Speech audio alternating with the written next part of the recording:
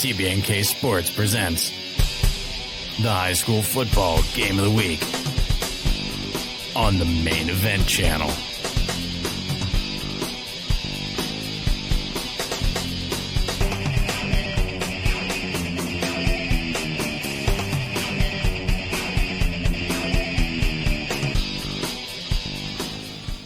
Hello and welcome from Covington, Kentucky, Covington Holmes High School for the finale of the 2025 high school football season in Kenton County, featuring the Holmes Bulldogs as they play host to the Eagles from Scott High School.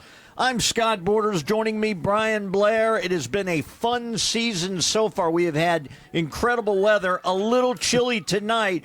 And as we were talking before, Brian, you have two teams with 4 wins between them really playing for this final game as their seasons will not go on. Yeah, I think, Scott, when you look at tonight's game, first of all, thankful that it stopped raining because it is cold, but that would have made it even worse. But I think, yeah, tonight's going to be, to me, and thinking about this game this week, this is going to be the game of really who wants this game more. And I know we say that and use that as a cliche, but I think for tonight, as you already said, neither one of these teams are going to the playoffs.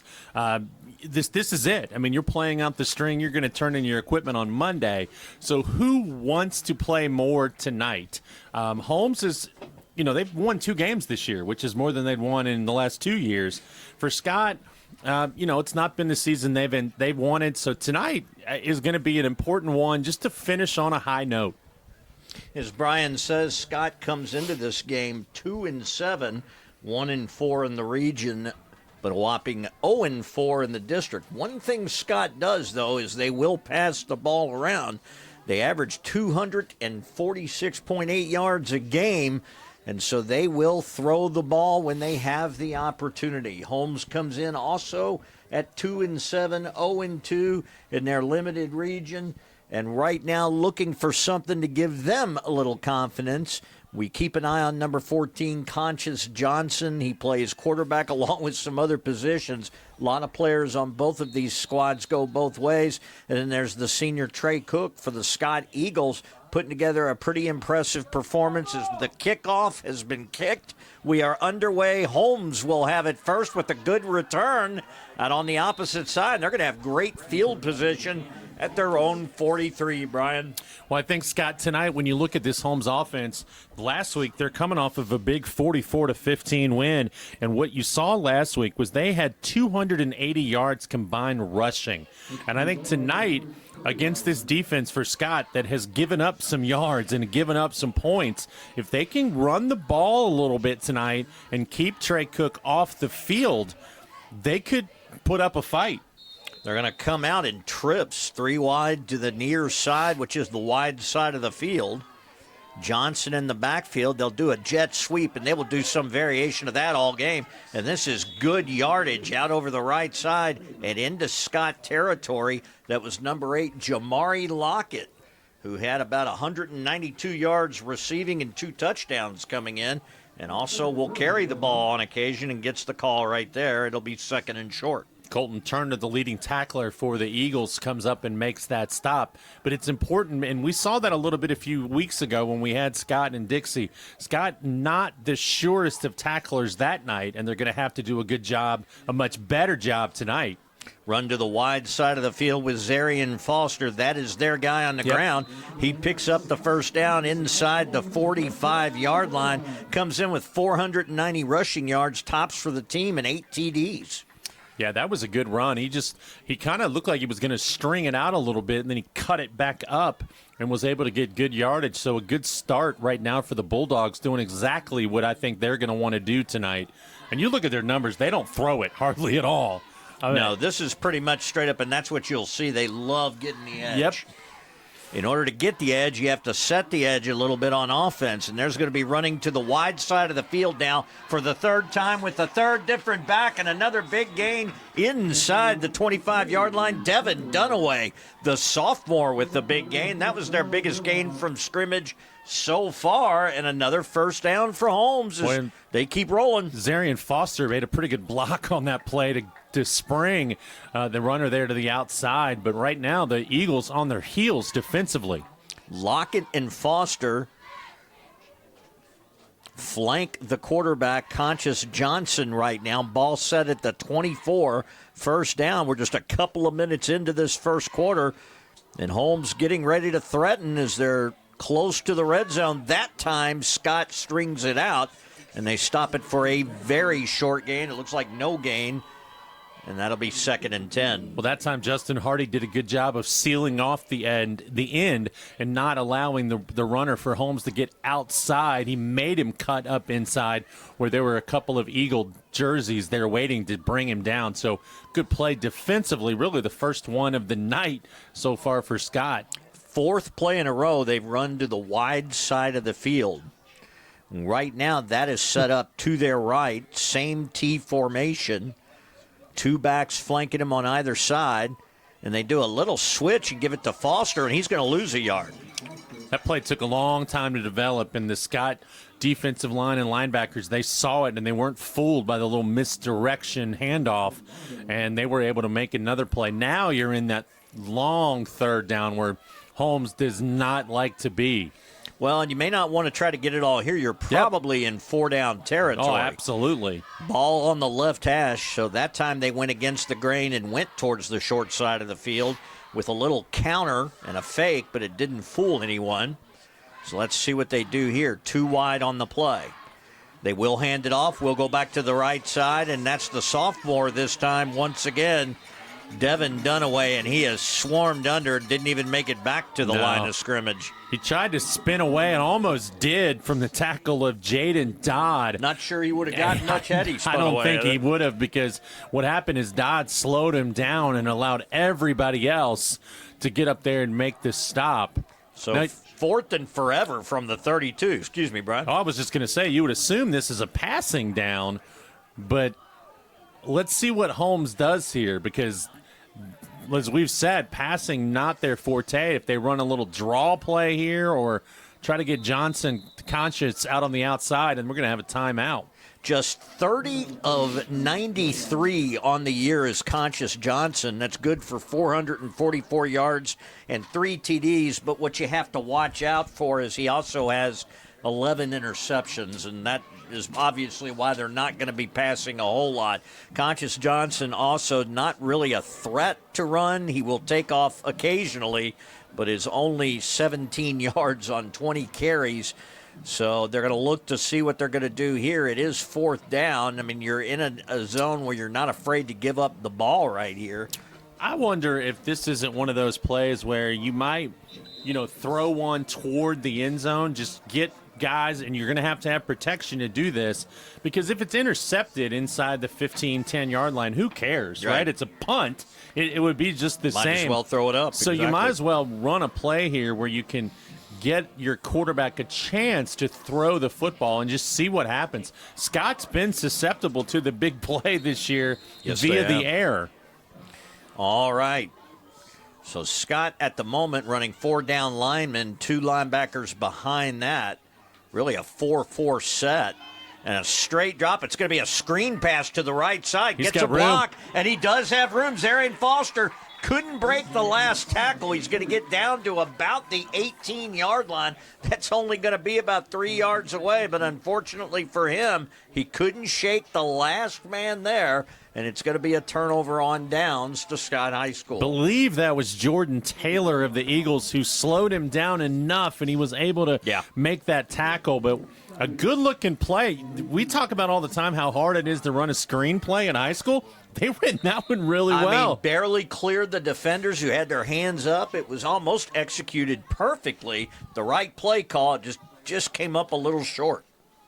Now the fake handoff, and immediately Trey Cook on his horse. Over the right side, he's still going and finally gets brought down, but not before he scampers out past the 30-yard line to about the 32, and that's a first down for Scott on their opening play. Well, Trey Cook last week became the all-time single-season passer in Scott history with 2,220 yards passing for the year.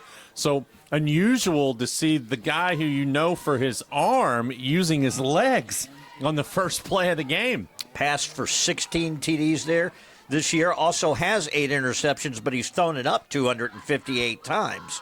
And he has 7 touchdowns rushing, so I don't want to undersell that, but Definitely is a good athlete. That is Justin Hardy at motion to the top. They're going to roll out of that set, and he's on his horse again. Got lots of room. To the left side, and he gets around the edge, and he is still going. 40, 35, and is finally ushered out of bounds. Big gain for Scott, over 40 yards on the play, and another first down into Holmes territory, down to the 35-yard line. Well, what happened on that play is once he broke contain, the two receivers that were running their routes became blockers. When they turned around and saw that he was running, and so they turned back around and started blocking the cornerbacks, and Cook was able to get a nice gain, and just like that, the Eagles are on the move. Two wide outs to the short side of the field. The handoff is going to come that way, and it's out across the 30 where he is flung down, but not before about a 6-yard gain for Luke Tomlin. Rashawn Johnson, just as you said, that's the right word. He just flung him to the ground. Kind of a pickup of 7 to the 28 where it'll be 2nd and 3. So 3 plays, 3 really good games, 3 positive gains, which is what Holmes did on their first possession, and then the drive stalled.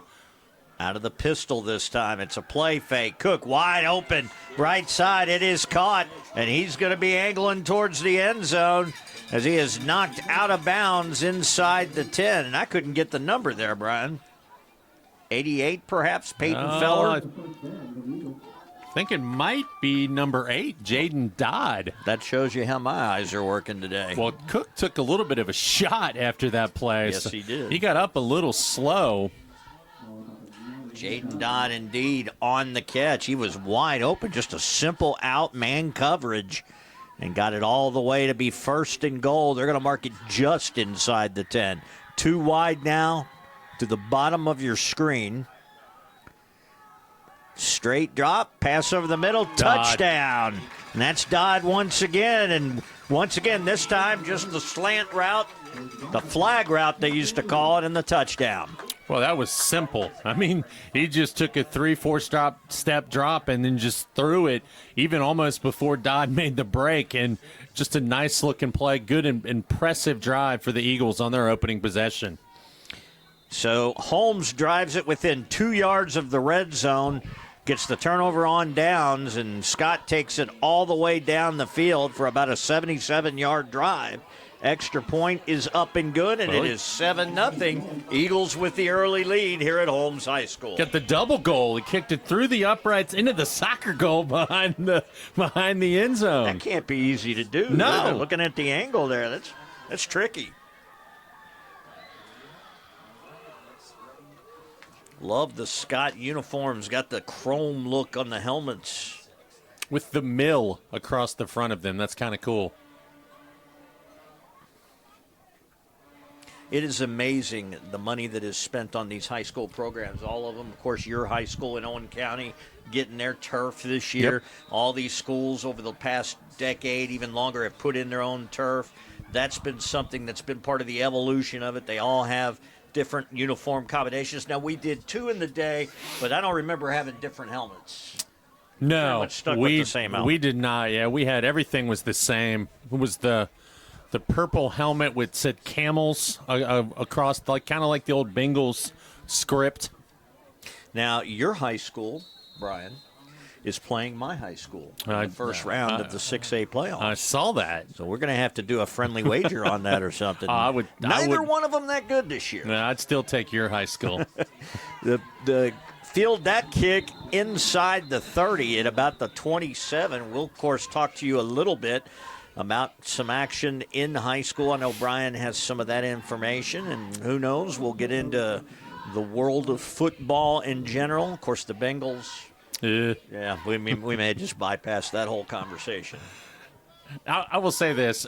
Sunday was the typical Bengals week, right? You beat the Steelers. You have a great week. Everybody's long week. Everybody's riding and complimenting you, and you're so excited. You get the 0-7 Jets come into town, and the Bengals LOSE lose to the Jets. It was embarrassing. So that's a personal foul committed at the end of that play against Scott. That's going to put the ball all the way to the 43-yard line. So once again, pretty good field position for Holmes starting their second drive. Well, that's a big penalty. I mean, you just scored a touchdown. You have the momentum on your side, and then you give Holmes a little bit of extra juice here on this second drive of theirs. Zarian Foster gets it, and this time Scott looks a little more ready. Yep. You could kind of see the players started moving towards that wide side. Foster tried to cut the angle on the veer, and they were right there, and a host of white jerseys bringing him down at the line of scrimmage. Well, I don't know how much this plays into it tonight, but it's cold, and it hasn't been this way all year. So you wonder if those first couple plays, guys just weren't quite into it yet. You know, they always say you got to get that first good hit to kind of get into a game where it's a little colder. So you wonder if maybe just literally just got off to a cold start on those first 2 or 3 plays. The handoff once again to Foster, trying to get that left edge, and they have just strung it out. So really what they're doing is they're saying, we're going to start setting the edge on defense. They're going to force Holmes to go in between the tackles, and I'm not sure that's something Holmes wants to do. That backs it all the way up to the 39-yard line. No, Holmes wants to use the speed and athleticism they have, and they feel like they have an advantage. But that time, Justin Hardy just busted through the line and was there to make the tackle right now. So and now you put him in that 3rd down and long again. And here you want to think about it before trying something on 4th down. You're back in your own territory. 4:32 to play first quarter, 3rd and 14, T formation again, only 2 wide on the play. They're stringing it to the right. He is back to pass. Johnson throws it into double coverage, and it is intercepted. Not a good idea, and that's going to be returned to about the 42-yard line. And I'm trying to see the number. Caden Marshall. So Marshall gets the interception. Yeah, number 6. Caden Marshall. The sophomore already has an interception, his 2nd of the year. And you're right. I mean, that's a case where he's just throwing it out there into double coverage, and Marshall went up and made a nice catch on the ball. He had man coverage on the outside, and I'm not sure it looked like they were all covered pretty well. But the one thing you don't want to do is throw it to where the safety has come over and created double coverage, and that's exactly what they did. Now they're stacking 3 wide on the right side of the formation close to the line of scrimmage. They give the little swing pass off, and they're going to try to get the edge and do for positive yardage to Colton Turner, the junior. Antoine Thompson over there, number 88 on the far side. He went for a little bit of a ride. He tried to bring down the back and just kind of held on for dear life and kind of rode him out of bounds. So that'll bring up 2nd and about 4 yards, pickup of 6 on 1st down. We're kind of looking through, I'm looking through the glass here. It gets a little, seeing that reflection makes it hard to see the numbers sometimes. A straight drop, he's in trouble. It now gets out to about the 43-yard line. Call it the 44, so that'll actually back them up, and that'll be 3rd and long now. 3rd and about 8. Loss of 4 on the play. Damari Phillips, Jordan Lockett in there on the stop. No, he just didn't have any time to get his feet set. I mean, he went straight back, and they were on him. That big play for the Holmes defense. Clock running at 3:22 left in the first. 7-0 our score. Scott, big 3rd down play coming. Does a head fake. Throws it to the near side, complete. And that's enough yardage for the 1st down, but deciding to still go is Peyton Zinser. He gets all the way to the 40-yard line of Holmes. They'll mark it at the 41, and that's a 1st down and about a 14-yard gain. Devin Dunaway just couldn't bring him down. The play before, Dunaway came over here to guard his man on the near side, and he was limping a little bit. But that time, he's not a big kid. I mean, when you look at him from here, number 22, and he just had a hard time that time. A big receiver. Exactly. Good size on that young man. And he's only a sophomore, I believe, isn't he? Yeah. All right, so they're staying close to the line with those receivers bunched. Now they bring one in motion, fake the motion. He passes on the run. Wide open is Zinser, and that's going to be a 40-yard touchdown And hey, that's like you run it in practice. Nobody around Zinser. Nobody followed him, and he gets the touchdown. Yeah, that was very nicely done, as we can say, as the play just, like you said, it just developed perfectly. The offensive line did their job, and Zinser, all he had to do was catch it. That's one of those where you're just thinking, don't drop this, don't drop this. And the ball hung up in the air a little bit. But no, it was right to him and a good catch. Trying to make it 14-0. 2 scores here in the first quarter, and I didn't get a signal. It was blocked, yeah, so they didn't give a signal because the ball never made it there, and it'll be 13-0. Scott with the lead, 2:27 now to play in the first quarter, and 2 big scores for the visiting Eagles. You kind of liked the Eagles' chances in this game. Now, again, both these teams are 2-7 and have played similar opponents. And let's be honest, even Scott has had some games this year where they have just been outclassed by their opponents. But the one thing you knew about Scott is they did have the ability to pass the ball, and they're certainly showing that here in the first quarter. And you got to believe Trey Cook says, I'm going out my senior year, not playing in the playoffs. I'm going to give everything I have in this game. And he's the one kid, when I thought about, kids maybe not coming out here and giving it your all, he's the one kid I knew was not going to do that. And I think there's just too much pride on that Scott sideline to do it. And, Holmes' first drive was impressive. It really was. But now, down 2 scores, their offense just isn't built to score a ton of points in a quick amount of time. Returning it from the 20, they do get out across the 40-yard line. So, again, for 3 straight possessions, Scott's looking at pretty good field position. And obviously they want to start things off setting up anything they do with the run, and it just has not been there the last couple of drives. And I don't mean score quickly. I shouldn't have said it that way. And there's still a lot of time to go in this game. But it looks like Scott's going to put a lot of points on the board. So Holmes is going to have to play keeping up with that throughout this game, which means you figure this may be a must-score drive for the Bulldogs. Right. Well, they're slowly bringing 2 more receivers to the near side. A lot of confusion on this play. Everybody looking at their wristbands. You may have to call timeout. I said, I don't know how much time. We don't get to see the play clock here, but it's got to be winding down. They get the snap off. It's going to be a wide receiver tunnel screen here on the near sideline, and it's good for a few yards. Again, 2 screens have been fairly well executed tonight. Yeah, it was a good play. It was a good catch. He threw it a little bit high, and the receiver was able to get up there and bring it down. Now, as you mark it really was about 2 yards. Give him 2, 2nd and 8. I love it when high school teams run the screen. We've said it's a very hard play to master for a high school team, but man, can it be effective. Boy, they are bringing all 4 linebackers up near the line of scrimmage, spreading them out. Holmes does get the corner that time, but he'll get tackled and out of bounds shy of midfield. He ran a long way. Yes, he did. And now they're going to say that he stepped out at the 45, so he doesn't get credit for all that yardage. He stepped out of bounds early. So it'll be 3rd and about 6, so it's a makeable 3rd down distance, but could have been better. And again, taking advantage of the wide side of the field. Here they have trips now, so 3 wideouts on the near side, which is the wide side of the field. Conscious Johnson takes the snap. Hands off, so it's a counter, and they were all over it. Zarian Foster, had he broken through there, he had some real estate. Number 57 that time for the Eagles jumped right in there and was right on top of that as soon as it was handed off.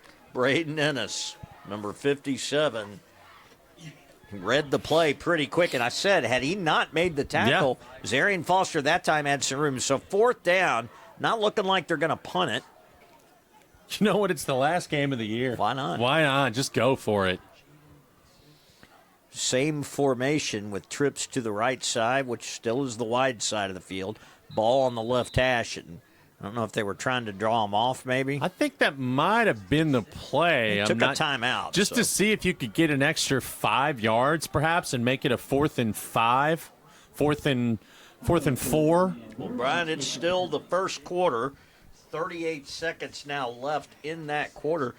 14-0. Scott with the early lead. About a little more than half the games in the region going on tonight. We still have some going on tomorrow night, as some schools still play on Halloween. I talking to our football coach today at school, and he said, "What do you mean you're doing a game on Thursday night?" And I said, "Yeah, I think a lot of schools are doing it to avoid trick-or-treaters and things like that." And he said, "That's weird." It's the first time I remember in the area games being now. There's only been so many times we've had Halloween on a Friday night. But most of the time, I can remember calling games. In fact, I remember the production crew handing me a list of Halloween terms I had to naturally enter into the broadcast. And they wouldn't count if it wasn't natural. And I couldn't announce that I was doing it. Well, I do know in basketball they call it a pumpkin, but I don't think it's called that in football. It's the rock, right? Well, Ichabod Crane was the hardest one to work into just normal football banter. We'll see if you can do it at some point. All right, backing up. He throws, and that was such a dangerous pass. At this point in the year, you're hoping Conscious Johnson won't unleash one where he basically threw it up for grabs that looked like a setup for a screen, and that's the problem, too. If you read the screen and one player breaks off and follows it, you could be in trouble. That was almost a disaster. Well, if you're the head coach, that is scary that he threw that pass. That's an easy cha-ching. I mean, we did things like jack-o'-lantern. No, I could put jack-o'-lantern into a football broadcast. Don't think I did. I shied away from that challenge. Listen, either. I'm trying to work it in right now. All right, so they come up to the 42-yard line. That's the 42 their own. All right, what am I missing here, Brian?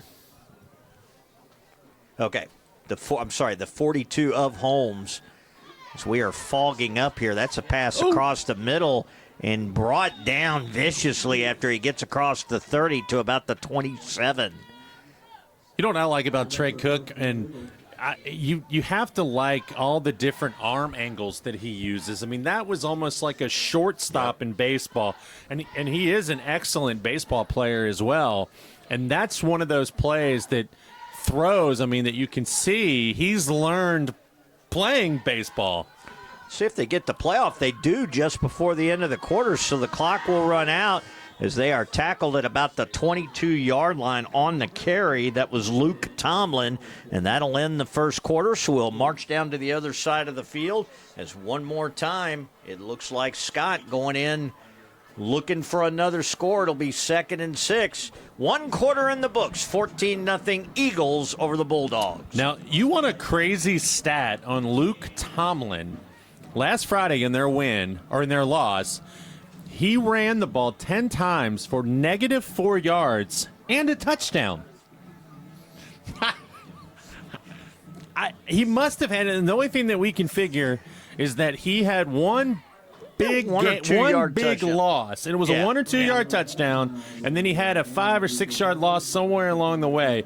But at 10 carries, -4 yards and a touchdown. I've never seen a stat line like that. It's hard to do.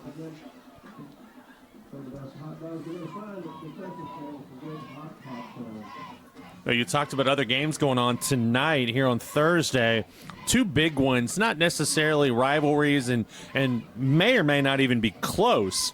But Lloyd 9-0 playing Boone County, hosting Boone County that won't tonight. be close. And they're going for the undefeated season. And I'm telling you, that's a team right there who's among the top 3 in that class. They look good right now. And really the only close game they had was Bourbon County, and it was close, 24-21. Again, always give a shout-out to Lincoln Tomlinson, a sophomore who's leading that team in rushing right now. All right, Scott, 2nd and 6. Didn't even drop back through it, and that's nearly picked off. Little timing issue right there with his receiver.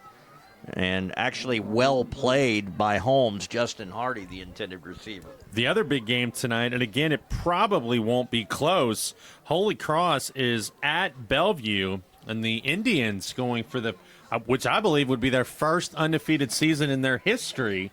And they should get it. Let's be honest. Yeah, they should. That's not the best Bellevue team. It's nothing against them.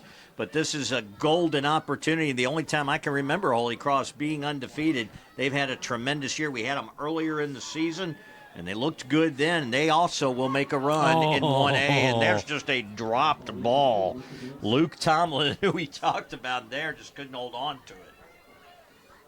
Yeah, that's one where he was thinking about where am I going to go once I catch this, except he forgot to catch it. So after being 2nd and 6, 2 empty plays, and now you're looking at 4th down.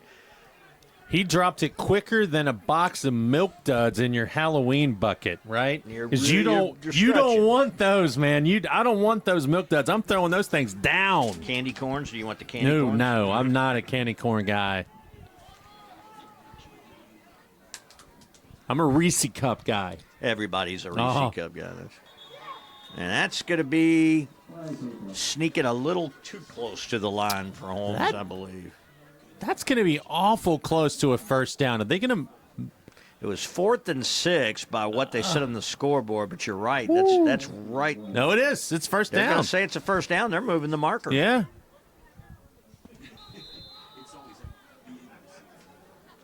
The weather already, it's dropping in temperature right now. It is. Starting to feel it. And again, he hardly takes a drop, passes it right there. I don't even think that was his intended receiver, as Justin Hardy got it inside the 5-yard line. He's just playing catch. There's two receivers in the same place. That couldn't have been the design. Somebody ran the wrong route and it ended up working to their advantage. Scott's going to huddle this up. Watch this. He takes the snap. There's really no drop back at all. I mean, it's kind of like what you might do in your backyard if you were kind of goofing off, or you just kind of, I'm dropping back. Now we get a little Wildcat action. Nope, that's still Cook. My fault. Passes it across. Oh. Ball pops up in the air, incomplete. He had a man. He did. Ball got knocked in the air, and it looked like the receiver behind the intended receiver almost could have caught that. That should be 2nd and goal. Yes.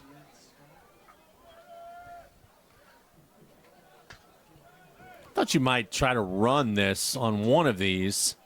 Well, you talk about how Holmes just really isn't a passing team, not built to come back. This Scott team, really running is not they're not a team who runs to set the pass up. They just come out throwing the ball typically. We saw it a little different today. They had some successful runs on their opening drive, but that's usually not the case for the Eagles. No, they're spreading it out again unless it's going to be a little draw there. Or you think maybe Cook with the keeper, but he loses the ball, and he just falls on it. He does the right thing. Yep. And I know everybody's thinking, maybe if he picks it up, don't ever try to pick it up. No, that's a good play, and that's a senior quarterback right there. I think somebody with less experience may pick that up, but he did the absolute right thing. You're probably going to go for it on 4th here. And again, you could kick a field goal perhaps. Your kicker obviously struggled a little bit on his 2nd extra point, but I would say here, if you're not, the goal would be at least to get half of it or more back. Correct. And then you at least are just going to, you're going to go for it. Play for 2 plays. Yes. So here's the snap rolling to his right. Still rolling. Now he may cut it upfield. He only has one man to beat there, but it's going to get it back to about the 5. And that's kind of what we talked about. He stretched it out. Nobody was open. The coach gave him options, so not a bad play. Coach Justin Franklin said if you got somebody to throw to it, otherwise tuck and run. He gets to the 5. And it's a smart play. I mean, like you said, if you don't have anybody open, you don't have to force it. You've got a whole nother down, so get what you can get, and let's go. Let's just play for 4th down here, and it's much more manageable, obviously, now. Now, if you roll, you have to roll to your offhand, so I don't think that's what you'll see. One back in the backfield. Interesting Cook under center here. And he is going to roll to his left, and boy, nobody was there. He throws it incomplete. And Brian, nobody was there. He could have walked into the end zone. Well, I was just getting ready to say it's a race to the pylon because I really thought he was just going to run right toward the pylon. I'm not sure he had to. There was so much. Sometimes you get that, you just want to put that ball there, and it was a good ball. Probably should have been caught. But the better option, as Vince Lombardi used to say, when you pass the ball, 3 things can happen, and 2 of those are bad. Well, and we saw one of them right there. So now, in the shadow of their own goal line, can Holmes get a couple of positive plays to get this in a little more manageable field position for them? 95 yards to pay dirt. They start off reversing field. He does get the edge out across the 10, the 15, and that got him out of the shadow real quick. Well, he was trying to go up the middle, and there was nothing there, and was somehow able to get that to the outside, and a great run right there. Myron Steven, number 24, comes in with 22 carries, 153 yards, has been sort of an afterthought in the rushing attack. Looked pretty shifty right there. 9:52 to play before halftime. It is 13-0. Scott with a golden opportunity to tack on more. Couldn't do it. Showing blitz up the middle. Here they come. And they're going to be handing it off to the right side. Boy, that almost was broken. To the 35. Yeah, I thought if he had split the 2 defenders, he was gone. And instead, it was Chase Carl who stepped in there for the Eagles and made the tackle. So a lot like they did on their first drive, Holmes is running the ball very well. I tell you what, that young man, number 22 for Holmes, he is out there giving it his all. He is limping all over the place.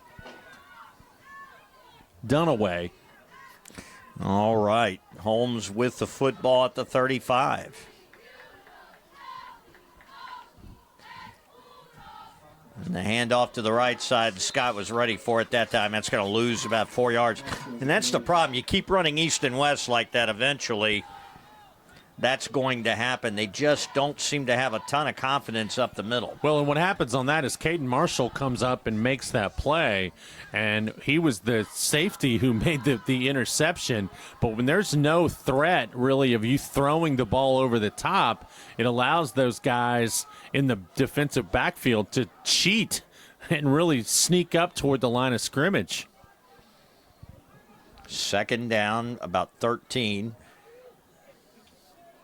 Here they go between the tackles. Not bad yardage out across the 35. Well short of the first down, so it'll be 3rd and long again.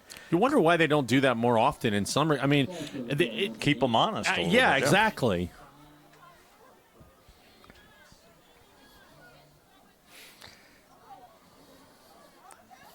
Clock continuing to run, under 8 minutes left to go first half.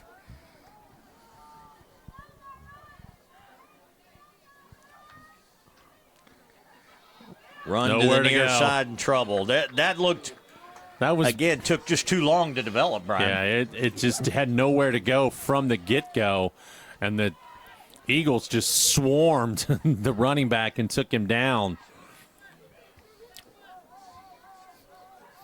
It gives you the impression that Scott's done a really good job of scouting this Bulldog team, because they seem to know that time especially what was coming. Well, it's about 4th and 5 now. 15. Sorry, 4th and 15. I'm looking at the original line of scrimmage. That's all right. 4th and about 15. I'm looking through a foggy window as well right now. And there's a long He's pass. got a man. Does have a man that's- downfield, and it is nearly intercepted. Probably better that he didn't. If he comes up with that ball, it's worse field position. Yeah, I thought Jordan Taylor had his right arm extended a little bit there on the receiver, but the official who was right there, I'm a long way away, so the official right there didn't see it the same, but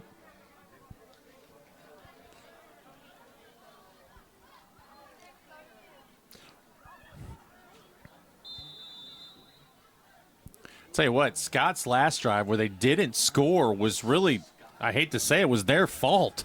I mean, they dropped a couple of balls, had the snap that went over their head. Now they once again have been gifted an opportunity. Yeah, absolutely here. you have. And for Holmes, that last drive was a real opportunity to kind of get back in this. Cook. Oh, good job to step away from the pressure. Got away from it. Man, wide open, touchdown. Couldn't see the number, B. We'll tell you in a second. Very hard to. Scott and I've always complained. Is that very zero? hard. It looks 0. Hunter Yeah. Bradley on the catch that time, and again did a nice job avoiding the rush. Yeah, he just stepped up that 1 or 2 steps and then delivered a strike down the field. He really does throw a nice ball. Talking to your friend and mine the other night, Mitchell Deaton, I grew up with, but he's related by marriage somehow to Trey.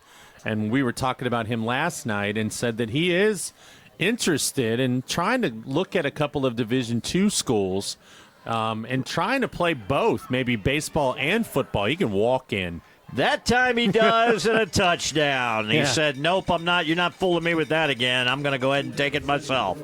Was that the most casual 2-point conversion you've ever seen? I mean, he literally could have just jogged in.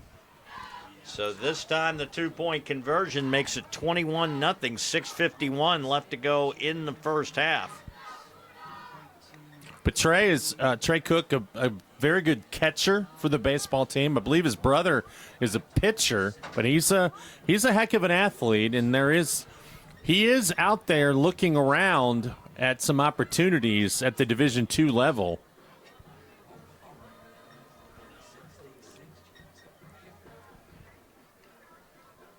Plays on the basketball team as well for Scott, so he does a little bit of everything.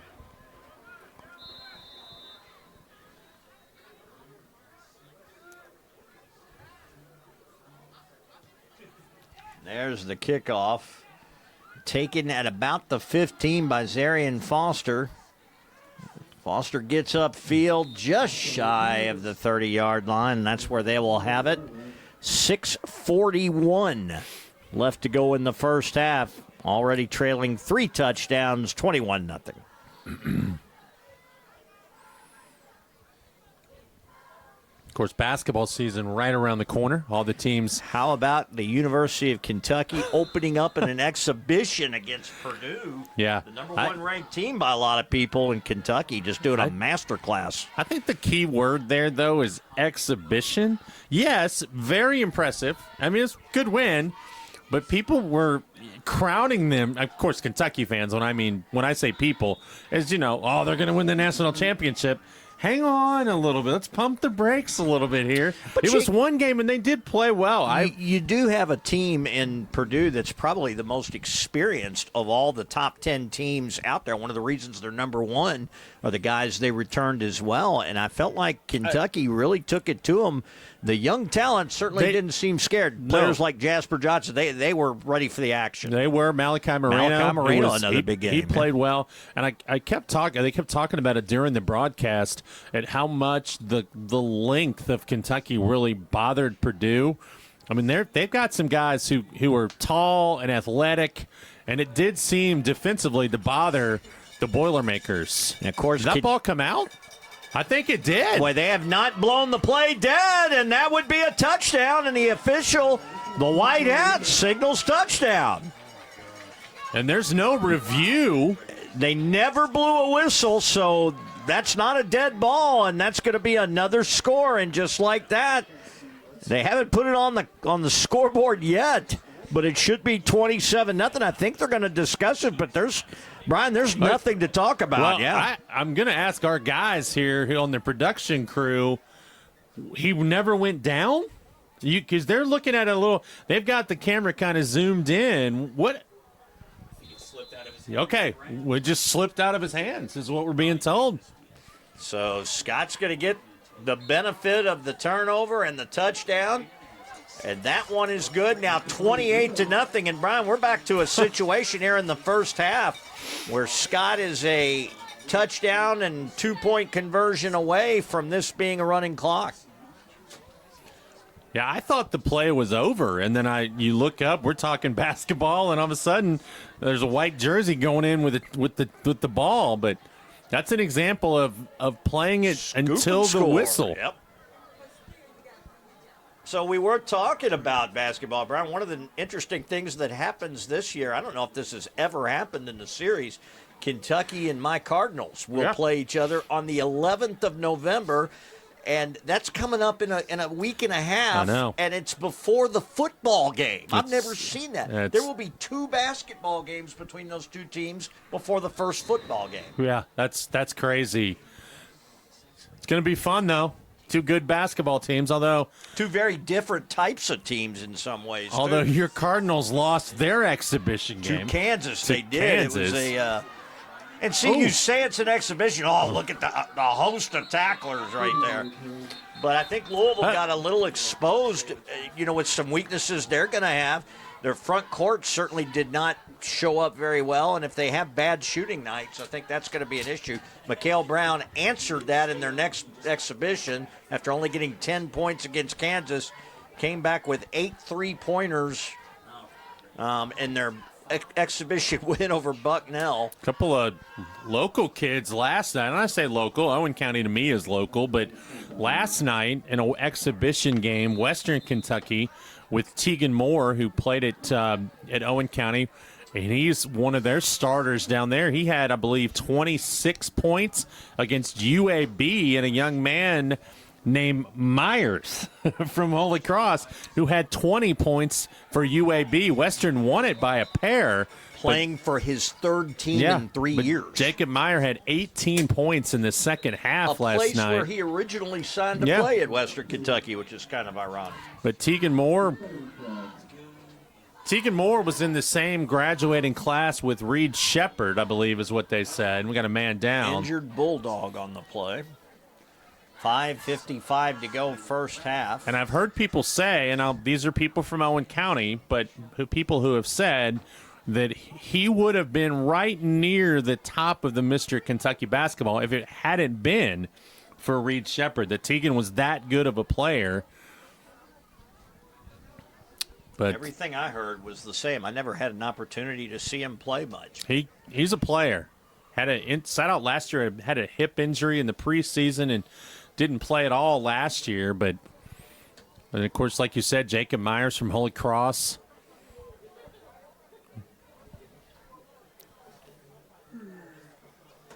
Other action tonight, you got Campbell County at Beechwood.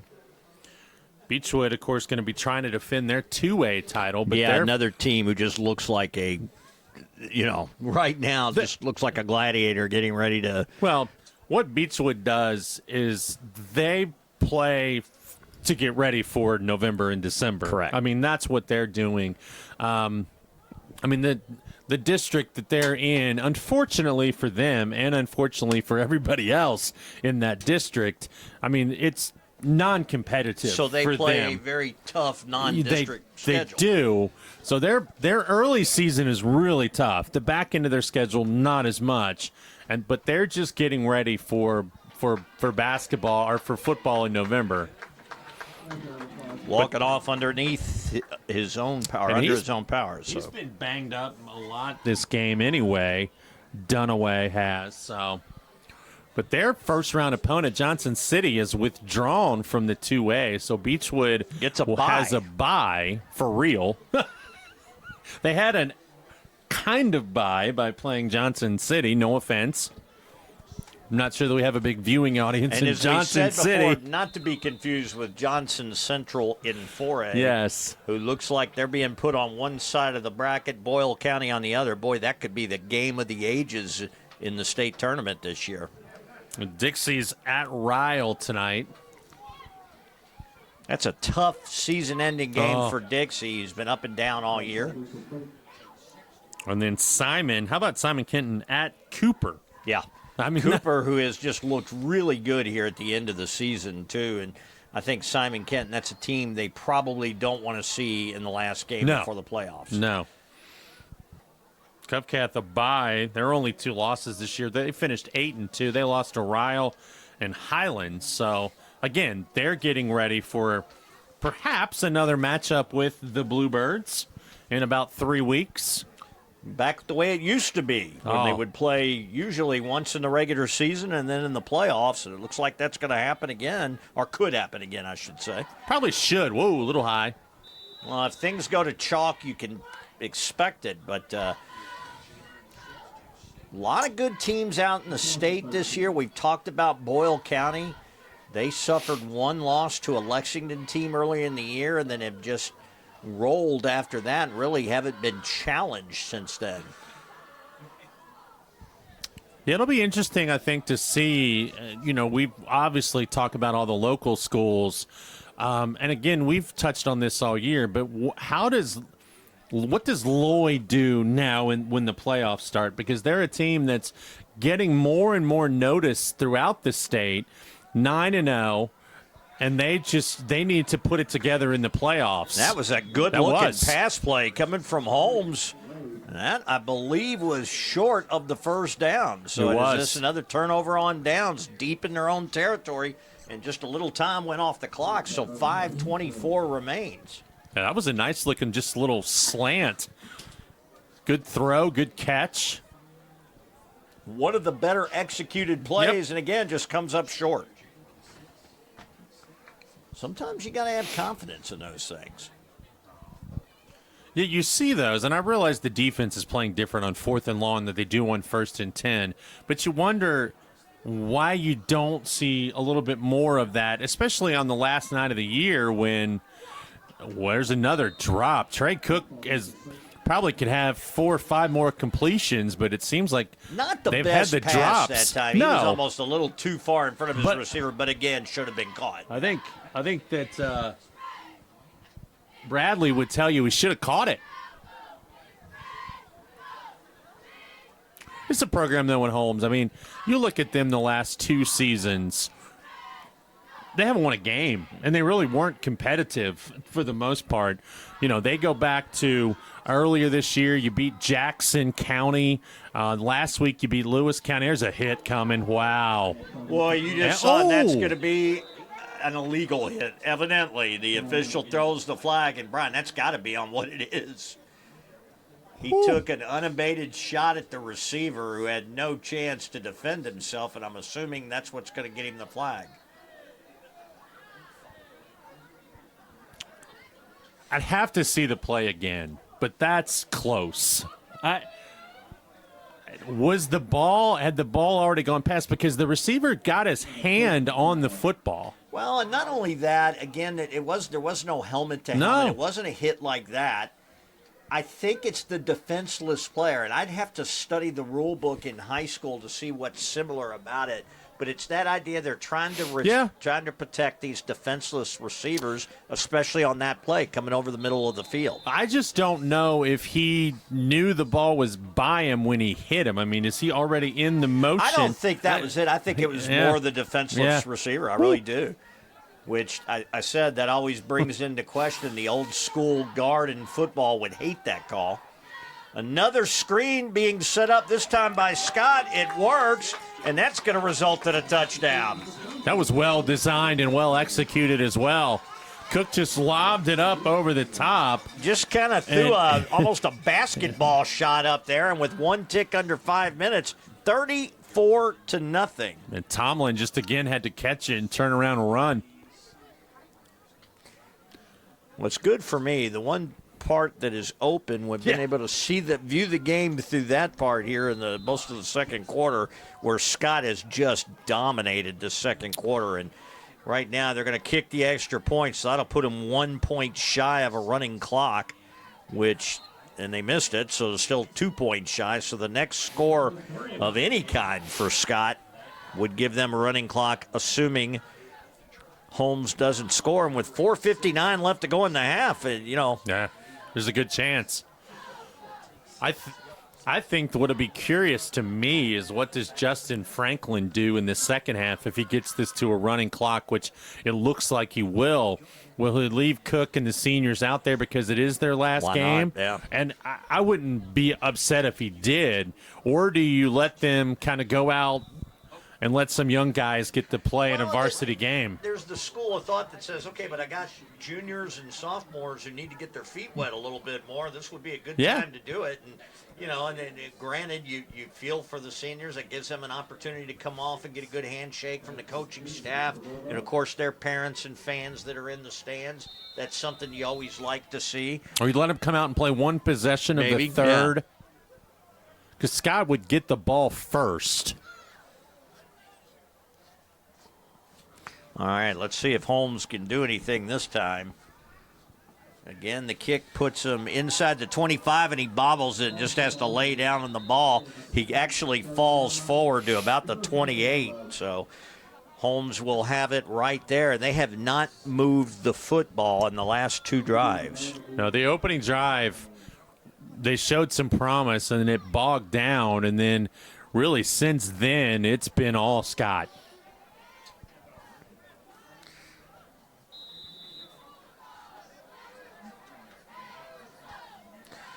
Conscious Johnson back in the backfield. Make sure everybody on the same page. 4:55 to play still. And that's a dangerous snap. They do make a similar play to what we saw. That time, double coverage. That was the same exact play. And I think if he'd have thrown that to the receiver, it would have been picked and maybe returned for a touchdown. So that'll bring up 2nd and 10. So the coach said, hey, I like that one. Let's do it again. And it did not work out so well. That's why we're up here. Yep. And they're down there.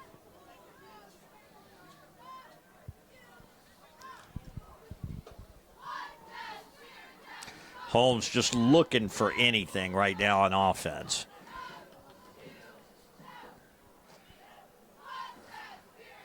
The incomplete pass, of course, stops the clock. And there's another one. That's a loose ball, and Scott jumps on it. Yep.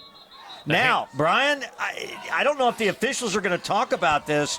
It technically was a handoff forward, which makes it a forward pass. Nope, they're not going to talk about it. They're not even going to discuss. But you see it's what close. I'm saying? I do. That's a borderline forward pass, which would have made that an incomplete pass.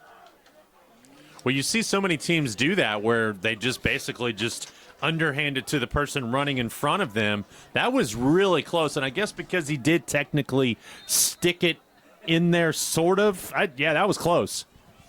But they immediately made the call, and so with 4:47, so that hardly took 30 seconds before Scott gets the ball 4 yards shy of the red zone here on the 24-yard line. First down, a score of any type, and we're going to have a running clock. They faked the pitch. He had solo coverage there and then goes in between 2 defenders in one play and a touchdown for Scott. Well, Trey Cook again threw just a great ball to his receiver. Just a great pass, a good route, just an altogether well-executed play. I believe that was number 7 it on was. The reception, which was Peyton Zinser, the sophomore that we talked about earlier. Ran a beautiful route. That's his 2nd touchdown tonight. Yep, caught that in stride. It was pretty all the way around. So with 4:36 left, Scott's not done yet. No. This will make it 41-0. And he got the soccer goal again. The soccer goal. He did. We've been watching that. But tell you what, for Scott, it's been all treats and no tricks tonight. And I mean that in a way. They're not running anything gimmicky. I mean, they are just, here it is, try to stop it. And so far, Holmes has not been able to stop it. Kind of have a team in Holmes who almost here in the last couple of possessions looks like they're playing the string out a little bit.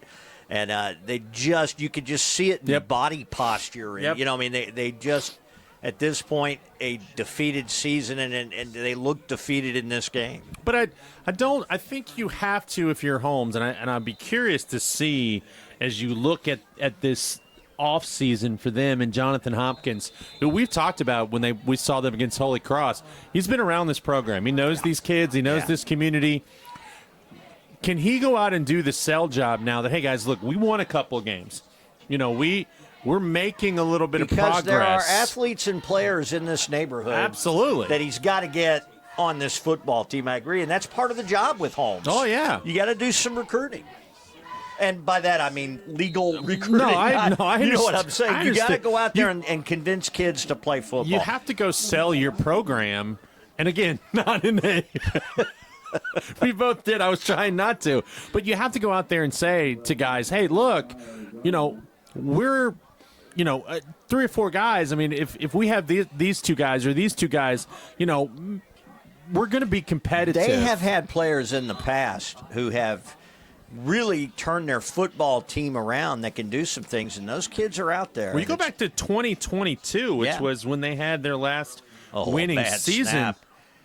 Ends up being a positive gain. Now he backs up and is still alive, still not down, and is going to end up getting tackled back at the 40-yard line. I mean, that was a wild play. Looked like he was down 3 or 4 times, Brian. Yeah, I don't know how he managed to stay on his feet. But what I was saying is, I mean, before this season, their last win was October 21st, 2022 against, ironically, Scott.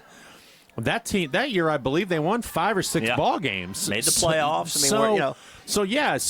You have to look at that and go, guys, we're not that far removed from that. We just need some kids to step up and really commit themselves. There's another high snap. So the second high snap, and that's loose. And I believe somehow Holmes jumped back on it. And they did, yeah. Wow. I tell you, there was one other red jersey who had a chance at that, and he must have come up with the ball because it looked like Scott had it surrounded after the first attempt for Johnson to get it back. Failed. And they are so far back now, all the way to the 27-yard line. They got to get to the 45, so 18 yards to go here. They got to get this to... No, they got to get to the 45 of, you're right, 28 yards to go. They got to get this to Fort Wright. I mean, they're a long way behind the chains. Minute 52. And another high snap, and this time they were coming after him, and he just throws it away wisely. No chance right there, and it is 4th and 28. So let's see. We have yet to see a punt in this game, I believe, Brian. And it doesn't look like anybody's coming on here to try to kick this. Well, and that's always a situation where they have had a punter this year, but it could be an injury, it could be anything, or they're just saying, you know what, last game of the season, we're not punting. We're going for it every time. It's just you're playing Madden right now. You don't even care. You're just... Or NCAA college football. Oh. Remember the Sega Bill Walsh college football? I absolutely do. That was one of the best. Played that many times in college, and I'm sure you did too. You were there with us as he drops it, picks it up, and swarmed under, and that's going to lose even more yardage. And this time, Scott with 51 seconds, the clock running now, will have the ball inside the 20. Clock's, I thought, stopped at change of possession, but no. No, it did now. It's skipping a few numbers, Oh, yeah, Brian. there we go. That's what's odd. Every time I look at it, it looks like it's stopped. Now it's going down by 3. It went up. Now it's going down. I think Scott here just... Sit on the ball. Yeah, I'd take a knee. They're definitely coming out as if they're running a play. We're down to 23 seconds. The clock keeps skipping numbers. So I don't know if it's stopped, it's going. What's happening here? All right, straight drop, and they now blow it dead. Delay of game. Well, how would you know? He called a false start is what he did, okay. And that should be it. Yeah. Well, right now it's there it is. Down to there 0. it is. All right, mercifully, the first half over with the score. The Scott Eagles 41, Holmes nothing. We'll be back for an abbreviated second half as we continue with TBNK Sports.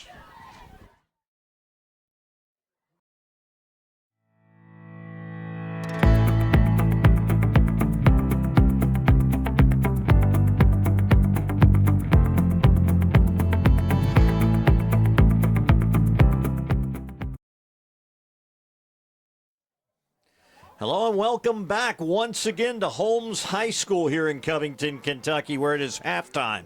Unfortunately for the host Bulldogs, they are on the lesser end of the scoreboard, trailing 41-0 at the break to a Scott team who at times seems like a really strong team, especially offensively. Tonight they've turned it on defensively and forced some turnovers late in that first half to take that 41-0 lead. I'm Scott Borders. Joining me, Brian Blair. Brian, you take a look at this game at halftime, and normally we talk about what the team on the lower end of the scoreboard can do to get back in it. Right now, that doesn't seem like a strong possibility. No, it doesn't. And that right now for Scott, I mean, it's been all Eagles all the time. And you said it. I mean, Holmes had a great drive to start the ball game and ended up not being able to convert on fourth down. And then from there, Scott's dominated this game. Holmes in the latter stages of the first half just had some trouble holding on to the football, and Scott has taken advantage of their opportunities. And it'll be interesting to see, and we talked a little bit about it in the first half, of what are they going to do here in the second half? Are they going to play their starters, or are they going to turn this more into a JV game? You know, and that certainly is what Scott has to think about. Right now, what Holmes has to battle is just the complacency that comes with this being the last game of the season, a game they're already trailing by quite a bit right now. This is one of those things for an athlete where you really got to find something within you just to fight through the second half. Now, granted, with the running clock, the second half's going to go by a little bit faster, and for a lot of these seniors, they know it may be their last time on the football field, so they're going to see if they can come out here and hopefully get something on the scoreboard. That's got to be your first goal coming into the second half for Holmes. Unfortunately for them, though, Brian, they will be kicking off to Scott to start the second half of action. We are about set to get underway in what should be a quick second half. Onside? I would. Well, again, you're at the last game of the season. I would. Why not? And, you know, if you're those guys up front there for Scott, don't turn around till the ball's gone. And It's kind of a pooch kick. It's taken at about the 30 and bobbled, picked up, and they're going to run it out across the 40 to about the 41. That's going to be pretty good field position. And we'll see who Scott brings out. We've talked about this. Do you let him run? Cook's going back out. It is Cook. So Trey Cook coming back out. Maybe going for some records for all we know. And you know what? I don't mind this, to be honest with you. I mean, you're playing. He's playing his final game. So are these other young men. Just play. I mean, it's going to go by fast. We're already a minute almost. You know, you're 45 seconds into the second half, and that clock will just do nothing but keep running. So it's going to go by relatively quick. 4 or 5 possessions maybe is what you're going to get. And then it's going to be a running play to start things off out near midfield. That's a big hoss running the football there. Who was that? Number 2. That was Charlie Beal. So few parts interchanged here and there. These teams don't have these incredible depth charts at every position, you have to remember. So we will see some different players on the field. I'm sure everybody will get a chance to play, but not tremendously big rosters to begin with. Take it from the 48. Already a minute and a half gone here in the second half. Short gain. Actually a loss. I got up behind the line of scrimmage for a loss of 1. So, Brian, tonight's NFL features the Dolphins and the Ravens. My guy, Lamar Jackson, coming back. And something you said earlier, I'm going to remind people of, being a Bengals fan too. You're saying, you know, a lot of people really feel like the Ravens still might be the team to beat in that division. I think they are. I mean, if they get back everybody that's healthy, and, you know, the Steelers have lost a couple in a row, and I don't think are as good as what their record might indicate. The Bengals are awful. The Browns are maybe going to be playing for the first pick. If the Browns had an offense, the Browns would be menacing. Because their defense, Myles Garrett and others, just is strong. Legit. But their Bengals offense would give anything for that defense right now after that game against the Jets. Yeah, but Dylan Gabriel not getting it done. When is Shador going to see the field? And I'm, of course, sporting the Roger Staubach jersey today. If you don't know who that is, the famous Dallas Cowboy. And right now, Dallas, their woes continue, much like the Bengals. Man, if they just had a pass rusher. I wonder what they could be with a guy like, say, Micah Parsons playing for them. Wait. Well, Scott, he just didn't fit our system down there, and Scott. You finally get a marquee generational type of talent on a team, and what do? And you trade him to a divisional rival, to a conference rival, yeah. But still, we could go on about that. I won't bore everybody with my frustration in that situation. Hey, that's fine because I'm a Bengals fan and we have the Brown family. Now, one interesting thing I did want to mention in college football, Brian. The ACC can really throw a wrench in the whole 12-team play. Everybody argued for this 12-team playoff, and I think everybody naturally thought 3 or 4 teams for the Big Ten. Look at that run out. Cook throwing it long. He's got several in the end zone. Touchdown! Scott does it again. Wow. I'm telling you, I can't believe he picked out a receiver there and said, I'm going to him. He just threw where he saw a congregation of white jerseys, and it ended up being a touchdown. That, through the air, was a good 45, 50 yards. Well, and Justin Hardy went up and kind of high-pointed that ball and did a nice job to make that catch. Yeah, great throw, a good catch. I mean, that's a big-time throw. A young man that's talking about wanting to play at the next level. I hope some college scouts watched that. That was a heck of a throw. I'd put that, Boy, he kicked that.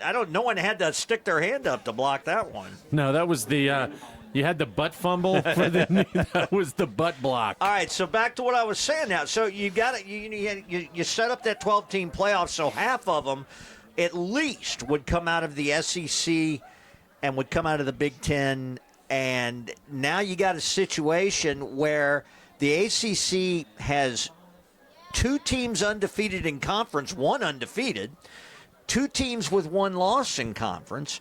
Those teams will not play each other the rest of the way. If those 4 teams end the season winning out, which they all 4 could, you're going to have possibly 4 one-loss teams, only one of which you'll have it automatically, who would have an argument at least to be in the playoff. Oh, yeah. I mean, and what do you do then? Well, that's why in the next couple of years it's going to be a 16-team playoff. I have a feeling you're almost to the point where you're going to have to do that, and you see why. And you're saying all that, we knew these arguments would come anyway. And if you're the team arguing about the 12th spot, maybe you don't exactly deserve to be in.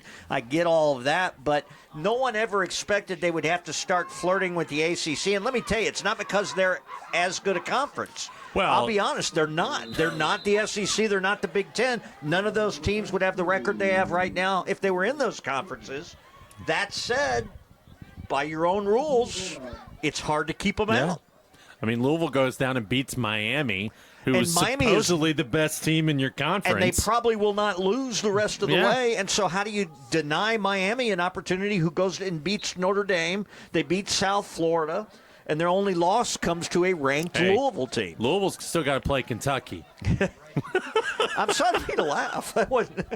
No, you're fine. I'm laughing. Boy, wouldn't Kentucky love to be in a situation where they would spoil Louisville at that point here? Right now, Kentucky's just worried about getting their 3rd win, which a lot of people say will come. Who is the team they play? The 118? Chattanooga? I don't even know. It's a team that currently is 8-0. Yeah, by the way, I or don't 7-0. So I'm not sure that's going to be the gimme either. They think it is. It's just been a rough. I'll tell you, when you have a lame duck coach, if you think he is, and he may not, this is what happens. It's just you have that kind of a year, and I think Kentucky fans. I've heard a lot of names getting thrown around. Brian Blair, who would you like to see? Honestly, Kentucky I know that they talk about the guy from Tulane, Summerall. From Tulane, who's the guy that everybody seems to be clamoring for. I was talking about this today at school, and there's a nice run right there. Holmes right there. But it's such a hard job, right? I mean, it's you've got to – you talk about going out and selling a program and trying – how do you at Kentucky, where basketball is king, okay, and remain king. And will forever be king, how do you go out and try to get guys, NIL-wise, transfer-wise, to come to your school when they could go to Georgia, Tennessee, where they Florida, are the kings of those schools, you know, and Yeah, and it's just so hard, I think, for any coach to come in there and be like, well, we're gonna take you to the SEC championship game. Are you really? I don't know. I don't. It's so hard, and I don't think. I think it's going to get to the point where it's going to be a stepping stone job. This guy from Tulane comes in, he has a couple of good years. Then where's he go? He's going to go somewhere else, and he's going to get paid. And you have to ask the question too. Kentucky, in their best years they've beaten top 5 teams, years they've beaten top 2 teams. They still end up with 2 or 3 conference losses. Why? Because that is just a vicious conference. And it's going to be like that every year. Yeah. Even the best teams in the conference, rarely do you see undefeated teams come out of the SEC. I think the worst thing that's happened in Kentucky this year is what's happening at Vanderbilt. Yeah. Because to me, and what they're doing down there is an incredible story. It really is. But can they maintain that? I don't know. The skeptic is going to say, I don't think Vanderbilt can maintain that. But you're a Kentucky fan, and you're like, well, why can't we be more like Vandy? Who would have ever thought you'd say that? Unbelievable, too, how they've done that. You talk about a program right there that, yeah, for all intents and purposes, it's even hard to recruit at Vanderbilt for the same reason it's hard to recruit sometimes at Notre Dame. You've got to have an academic standard just to play. Yeah. And so Kentucky really doesn't have that in the way. But so it would take – I think what Kentucky wants is they do want to kind of follow what Louisville has done and bring in somebody with ties to the program. That seems to be what a lot of these teams that are Power 4, Power 5 teams do. They try to bring in somebody who's got a little loyalty to the program. And there are a couple of names, Summerall being one who does have a lot of Kentucky ties. Will Stein, who actually played for Louisville, but his family chock full of Kentucky ties, including his dad. So there are some names around the program that could make sense to be guys that stay a little longer, and still you're coaching in the SEC if you take the job. I think, could you possibly go and get a guy, a retread, who just trying to get his name back out there? I don't know. It's just such a hard How has that job. worked? The one question you got to ask, how's that work for North Carolina? No. You go out and get a home run hire and a name like Bill Belichick, and boy, that has just been almost a disaster. Swing and a miss. You're not the home run you were hoping for. Yeah, not at all. And, of course, now Cincinnati fans here locally are having a great season. The Bearcats look great. One loss to a tough Nebraska team, might win that conference. Going out to Utah this week, and that'll be a good game. You have a coach who grew up in North Carolina playing for Appalachian State, and if they're looking for a coach next year, that's something Cincinnati's going to face.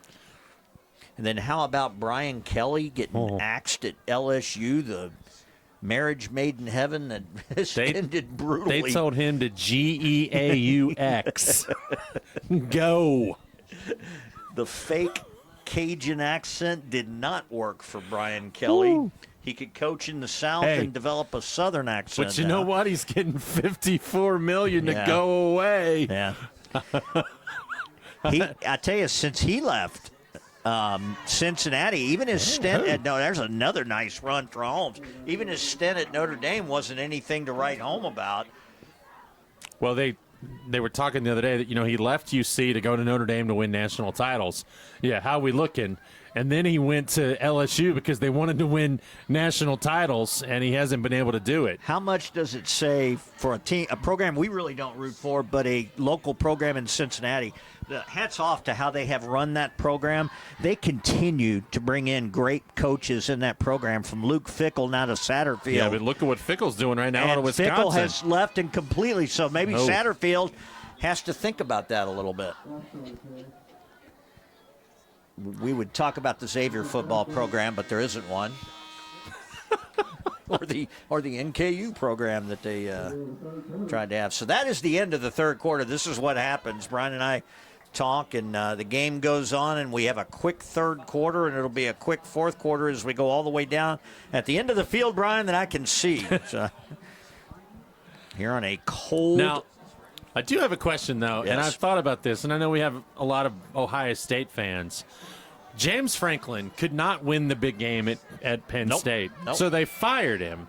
Penn State plays Ohio State this weekend. Yeah. How ironic would it be if the Nittany Lions, and I don't think they will, but what if the Nittany Lions took out Ohio State this week? How about the interim coach getting a chance to win a big game? You'd have to consider it then, wouldn't you? And I've already heard talk about Urban Meyer getting back into it, and you got to wonder who Florida's looking at this point. Everybody says Lane Kiffin's going to take that That's what I hear, and job. it looks like he's setting himself up for that. Does Florida want that, though? I think the thing about these ex-coaches who get into broadcasting, and I've heard so many people who say it, why would you want to get back into coaching when you can sit around a table on Saturdays and the competitive juices still flow? You get it. I mean, I do understand it, but I've also heard people say, why would you give up that cushy job where you get to go to all these games? You get to enjoy the game. And you don't have to worry about, you're not going to wake up on Saturday with a loss ever again. Tell you what, you got it. You do. You have to wonder sometimes. And our coaches who do it, Lee Corso at some point said, "The heck with this," and ended up being a guy we all remember well throughout his years of broadcasting. And so you have to wonder. And the carousel will continue. It's the amazing thing is how many coaches now. You see a Scott player jumping offside. You do have some JV guys out there, but you see, overall now with the carousel the way it is. And jobs opening up continually, it's just really changed the game. Well, and what it does is when James Franklin gets fired middle of the year, it helps Kirk Cignetti at Indiana get a raise. Well, and that's what I said. All these firings happening before the year's even over. It's making a bunch of money for a lot of coaches who really want to stay where they are. Their programs really want them to stay where they are. So Holmes knocking on the door right now down to the 6-yard line. But you're right, Brian. You don't have time. You got to get recruiting for the next season. You got to get somebody in place. It's, we used to get mad that they would start making these coaching decisions before the bowl games. The bowl games are the biggest afterthought in college football today. Nobody even talks bowl games anymore. But it's interesting, and you say that, and I agree with you. But the ratings are actually still really good, TV-wise. Still part of that's football. Football. It is. Sometimes the matchups are intriguing, and to give the bowl people credit, the Pop-Tarts Bowl may not be one you're just gunning for, but they try to get the best matchup they can out of what's left when you take the top 12 teams.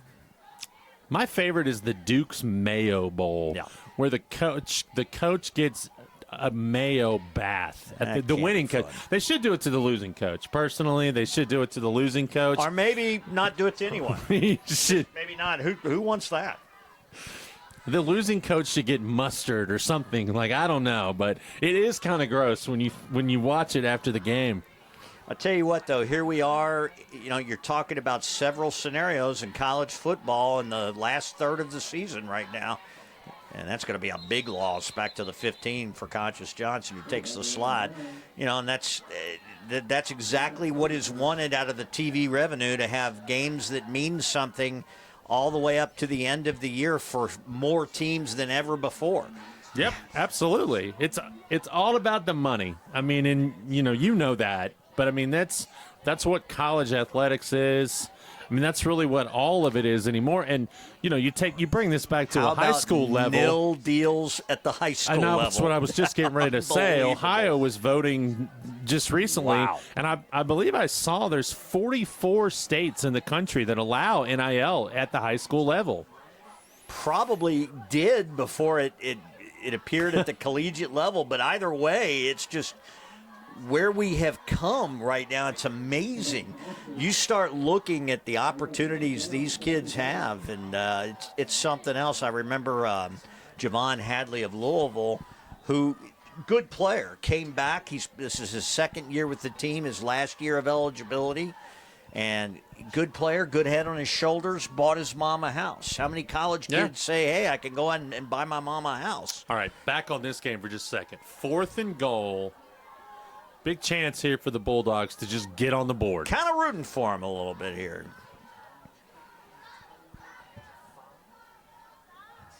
Yeah, we got to save things for a podcast, Brian. That's true. And we got timeout. I think, honestly, that was a situation where maybe they were trying to draw him off sides again to make it 4th and goal from the 1 or the 2, yeah. No, I think you look at the football season, but basketball, and we've already touched on it a little bit, but NKU in action Monday night, UC in action Monday night, Louisville in action Monday, Kentucky on Tuesday. There are some very good and very interesting matchups, Division I college basketball. They have done a great job of scheduling these preseason tournaments, if you want to call them that, these preseason big-time matchups. I mean, next Tuesday, well, so tonight, that when you're watching this, Florida plays at Arizona. I mean, it's a top 10 matchup, first night of the year. So many of those coming early in the season. Everybody's kind of taking the philosophy, play the toughest teams you can early before conference play. Right. And makes sense. It does. And I said it to you before, but what do you learn from playing, the directional school? Correct. You might as well. You get the revenue, conference-wise from these TV deals, but you get March experience in November. And these teams do end up looking different by the end of the year, and part of that is what you're able to test your players with. Here's a keeper. Johnson throws, it's got a man, and overshoots him. Another situation where I would have loved to have seen Conscious Johnson just tuck it under. I don't know if he could have made it. It was going to be close. His receiver was going to would have been a blocker for him. Yeah.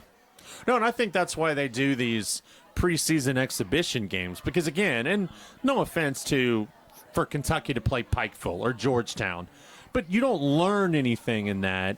You have Isn't there something to be said for just seeing how your team works together? I mean, I always thought to watch your team get some success early has some benefits too, does it not? Yes, but it's about the money. Yeah. You have a 2/3 full Rupp Arena against Georgetown where you pack the place out for Purdue in an exhibition. And the same for Louisville. Are they going to play Midway? Are they going to play Midway and get half full? Or are they going to play Kansas and get a full Yum Center? Either way, I tell you, it's going to be an exciting year. Local teams all the way around have big expectations. You've got, how about Richard Pitino coming over to Xavier? Yep. I mean, what a coup that is. You'll get to play his dad a couple of times a year. One of those games in Cincinnati, the Bearcats, who, I tell you what, don't go to sleep on the Bearcats. They've got a strong team, got some good transfers in. My buddy Chad Brendel keeps up with them. Louisville has to play them on the road this year in a rekindling of an old matchup. And that's fun. I mean, that's one of those old Metro Conference, American Athletic Conference, whatever conference, I'm dating myself with Metro. Well, they play Memphis, who at the time was Memphis State. So the great Keith Lee of Memphis State. Remember him? I do. My dad in I think it was 92, we went to 3 games in 3 different states in 24 hours, or I did. My dad went to 2 of them with me, and one of them was what even conference was that in? It was Evansville and somebody over at Riverfront Coliseum. So before name was changed. And it was, I don't even know if it was the American Athletic Conference. What was it before the American? No, I think it was the American, sort of Conference USA, but then that became its own conference. It was Conference USA. It was Conference USA. So I went to an NKU women's NCAA Division II game in Indiana on Friday night. Came back Saturday afternoon and went to the Conference USA final in Ohio. Drove across the river that night on the way home and stopped and watched Dixie and somebody in the 9th Region Girls Final. So I saw 3 basketball games, 3 different states, less than 24 hours. And loved every second of it. Absolutely. It was so much fun. Geeked out on it. I was tired on Sunday. You were one of the few people that got to see the famous UCLA Princeton game, correct me if I'm wrong? I was there. In the game where Princeton beat UCLA, running the old backdoor. Oh. Yeah, my memory from that game is, of course, Reggie Miller played for the Pacers at the time, and the game was in Indianapolis, and he's a UCLA guy, and they showed him on the big screen at the RCA Dome, and he got booed. Wow. Just because people were being silly about the whole, but it was wild. High snap that time, up the middle. Clock down to near 4 minutes.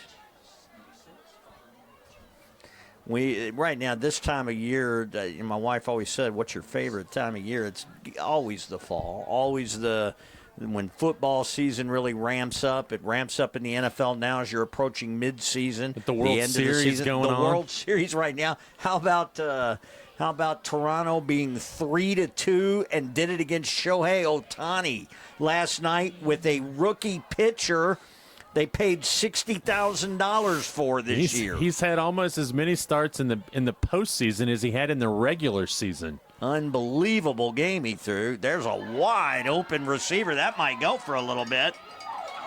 He's thinking 6. He's knocked out of bounds with 3:20 to play. And we have a penalty? Or they're going to say that he stepped out of bounds back here. Clock. I did not see that, and I was watching the play. No, he waved. They did throw a flag, but they waved it off. Okay, that's what happened.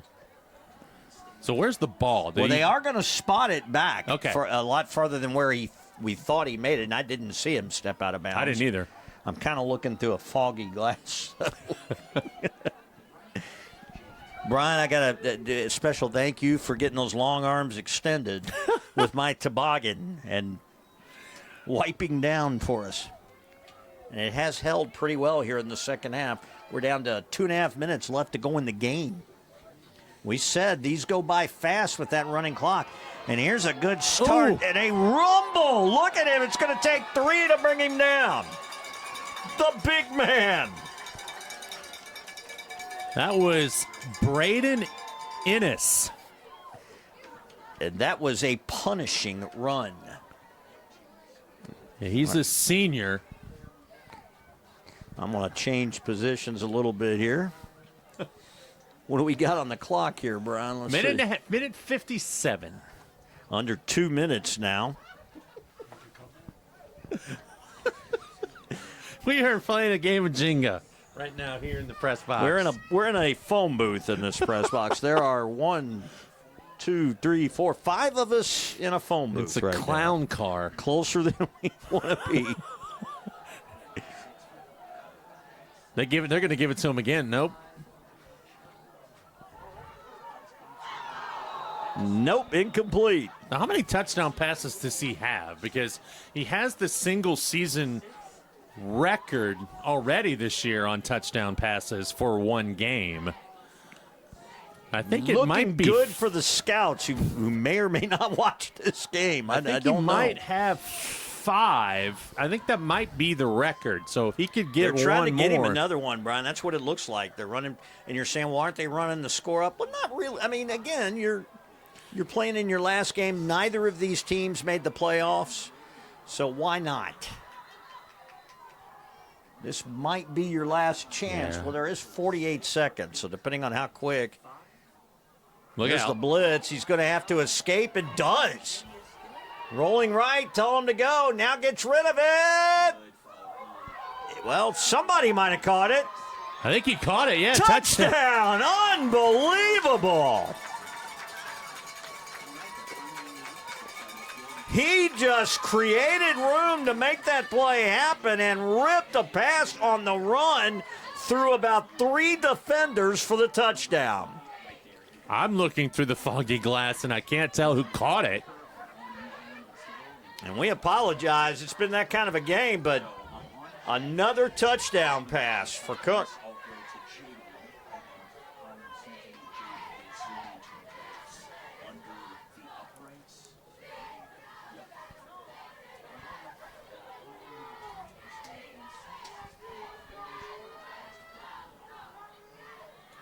So 11 seconds show on the clock. They stop it during scores. Well, I don't think they're going to even kick this off. I think both teams are already lined up, and that's it. And that'll be the ball game. So the final score, 54-0. Scott with the statement coming into next year with their senior quarterback, however, in his last game. And they pull off the big win here at Holmes. It's now on to the playoffs for the rest of the state, or at least some of them. And for these two teams, it's getting ready for the next season. It's been a quick season, partner, but we got through it. Basketball season coming up. Brian and I will be checking out the playoffs in football. Who knows? We might schedule a podcast sometime in the next few weeks. But again, our final from Holmes High School, 54-0. For Brian Blair, this has been Scott Borders saying so long from Covington Holmes High School.